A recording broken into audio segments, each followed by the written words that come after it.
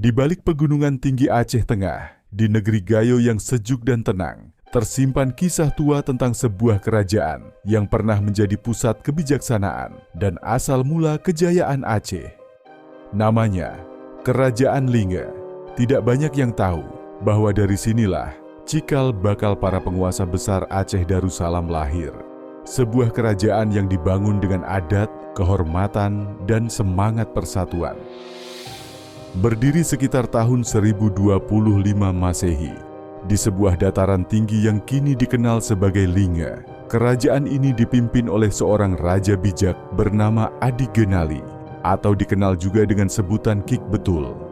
Ia bukan sekadar penguasa, tapi penjaga adat dan penegak hukum di tengah masyarakat Gayo. Dalam sejarah lisan Gayo, Adi Genali membangun istana sederhana, namun penuh makna, disebut Umah Pitu Ruang, rumah 7 pintu yang melambangkan 7 nilai adat dan tanggung jawab seorang pemimpin.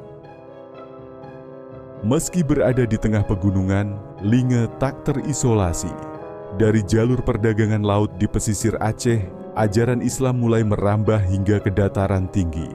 Raja dan bangsawan Linge menjadi pelopor dalam menerima ajaran baru ini, menjadikannya dasar hukum dan kehidupan.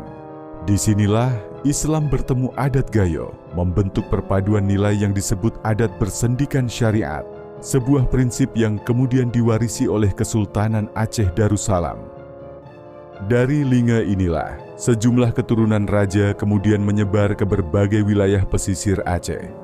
Salah satu tokoh pentingnya adalah Merah Johan, yang menurut tradisi kemudian menjadi salah satu pendiri awal kerajaan di pesisir yang kelak berkembang menjadi Kesultanan Aceh Darussalam. Artinya, garis darah Gayo dari Linge ikut membentuk identitas Aceh, menjembatani adat pegunungan dan syariat Islam pesisir. Kerajaan Linge tidak sekadar kekuasaan militer, ia berfungsi sebagai pusat budaya, hukum dan adat. Setiap keputusan diambil melalui musyawarah dalam Sara Opat. 4 unsur pemerintahan adat Gayo terdiri dari reje, raja, imam, ulama, petue, penasehat, dan rakyat. Sistem ini menekankan keseimbangan antara agama dan keadilan sosial, warisan yang masih hidup dalam tradisi masyarakat Gayo hingga sekarang. Pada masa keemasannya, Linge menjadi simbol kebanggaan masyarakat Gayo.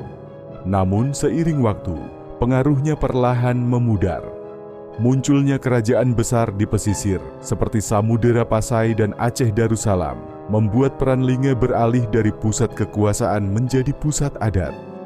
Hingga akhirnya, kerajaan ini melebur ke dalam struktur pemerintahan Aceh yang lebih besar, tetapi semangatnya tetap hidup dalam jiwa masyarakat Gayo. Kini, sisa-sisa kejayaan itu masih bisa kita lihat di Buntul Linge, makam para raja, dan situs rumah Reje Linge. Bagi masyarakat Gayo, Linge bukan sekadar sejarah. Ia adalah identitas, kebanggaan, dan sumber kebijaksanaan yang mengajarkan arti persatuan dan kepemimpinan sejati.